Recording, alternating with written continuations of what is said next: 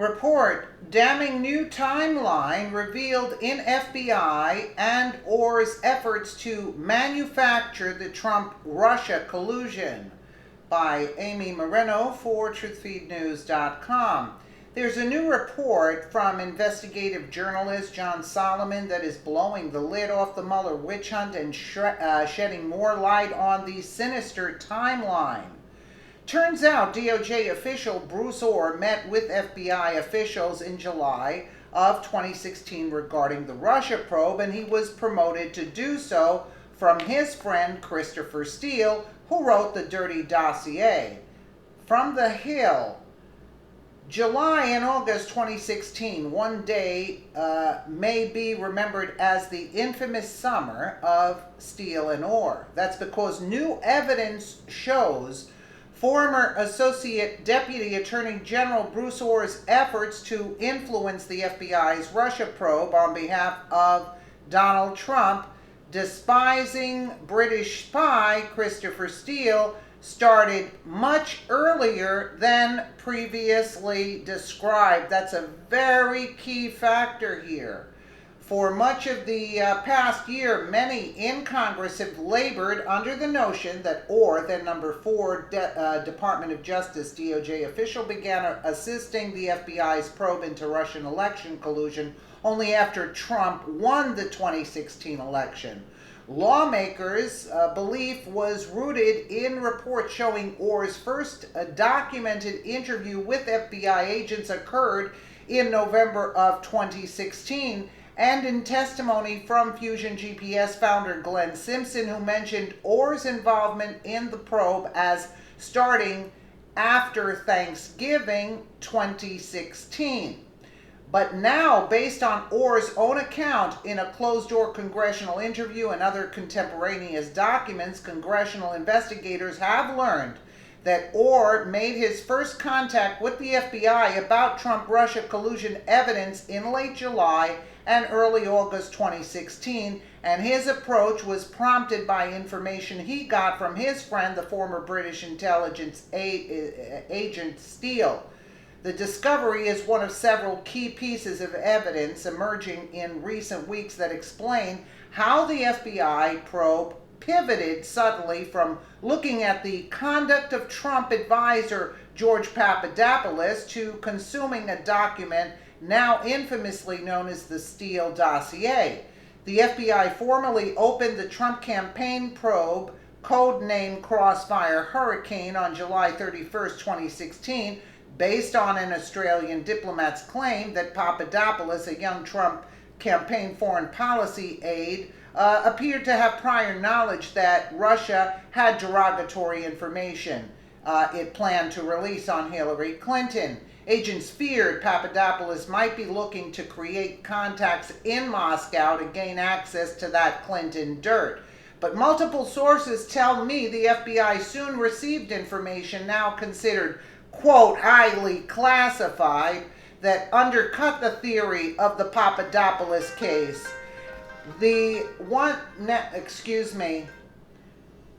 One source described the evidence as indisputably exculpatory, while another said the information put the predicate used to start the case in reversal.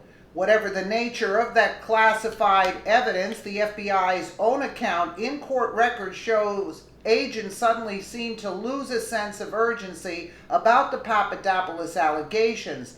They inexplicably waited about 6 months to interview both the Trump campaign aide and the European professor who allegedly alerted Papadopoulos to the Russian dirt and introduced him to Moscow contacts. Are they talking about Mifsud?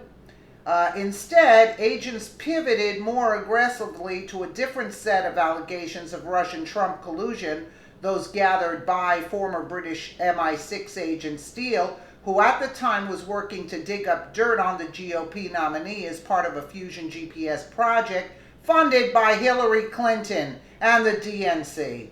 Steele first approached the FBI about the raw intelligence of possible Trump-Russia ties on July 5, 2016, when he stopped by the Bureau's office in Rome. Whatever transpired there that first contact was not enough to cause the FBI to start an immediate probe. Then, Ohr, the number 4 DOJ official, intervened according to the newly discovered information. Ohr's account to Congress and his contemporaneous notes show he had multiple contacts with Steele in July of 2016. One occurred just before Steele visited the FBI in Rome, another right after Steele made contact. A third contact occurred July 30th, 2016, exactly one day before the FBI and its counterintelligence official, Peter Strzok, opened the Trump probe officially. Steele met with Ohr and Ohr's wife, Nellie, in a Washington hotel restaurant for breakfast. At the time, Nellie, Ohr, and Steele worked for the same employer, Simpson's Fusion GPS opposition research firm, and on the same project to uncover Russia dirt on Trump, according to prior testimony to Congress. Ohr told lawmakers that his wife made about $45,000 for her work at Fusion in 2015 and 2016, and he disclosed to the FBI officials that he might have a conflict because his wife worked for the same firm as Steele for a period of time. Steele's emails asking for the July 30th, 2016 breakfast suggested he had information to discuss about a favorite business tycoon.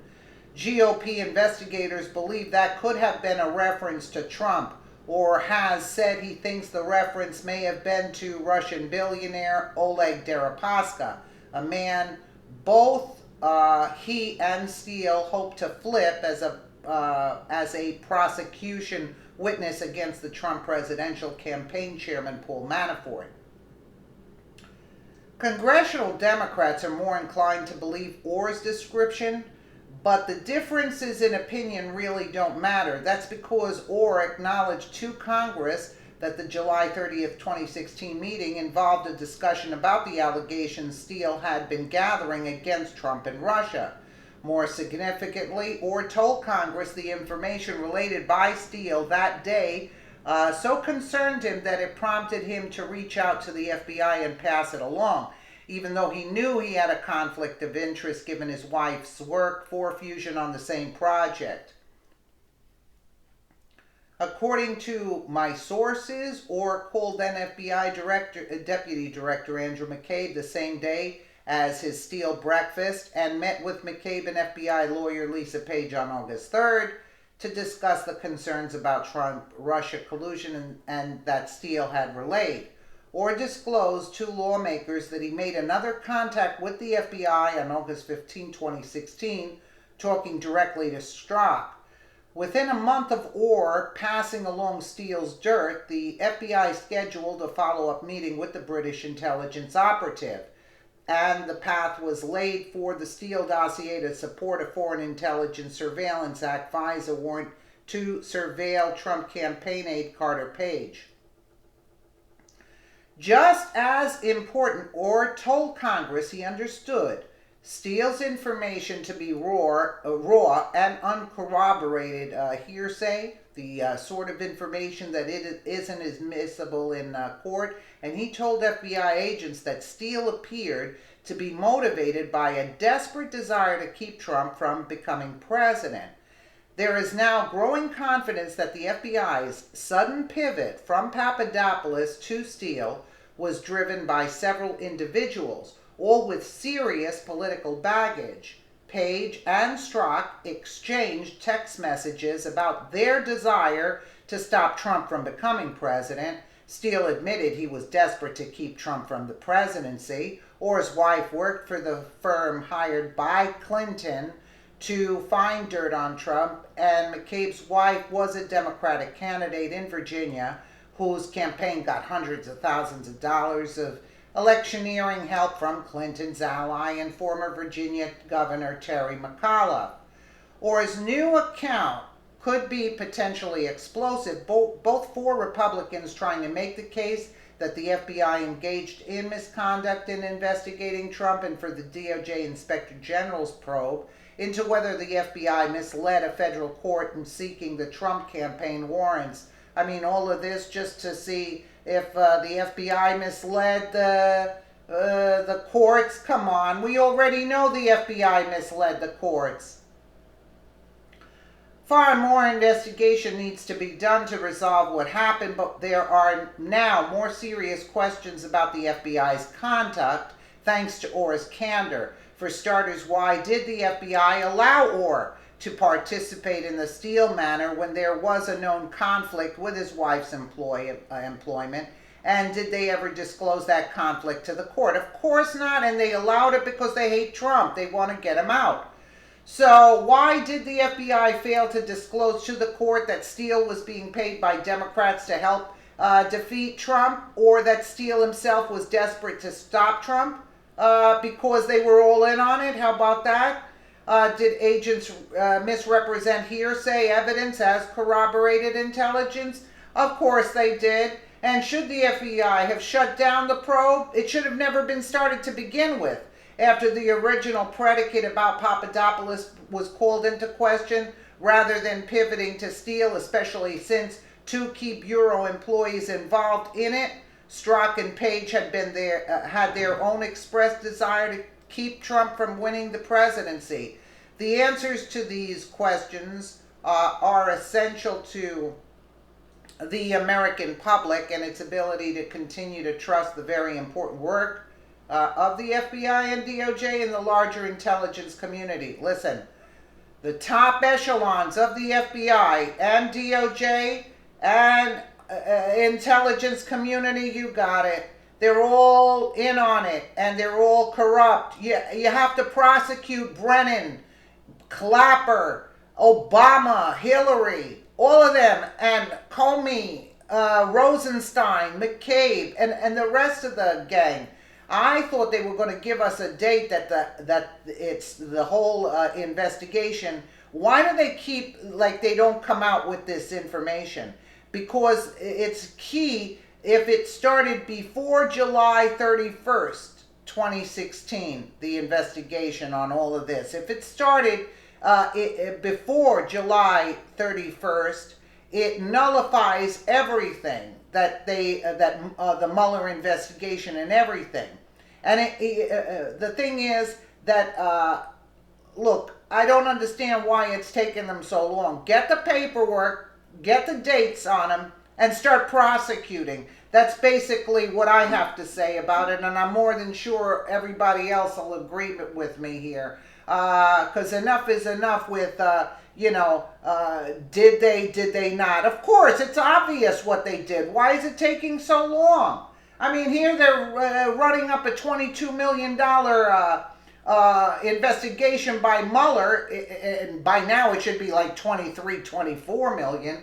And they're running the investigation on nothing, and here we know already that they are guilty of all of this. So start prosecuting and put that Comey behind bars also, because with his tweets that get me sick to my stomach, he always tweets out another author's tweet. Come up with your own crap, Comey. I mean, really, he gets me sick to my stomach. Let me know what you guys think in the comments below. And again, thank you so much for watching.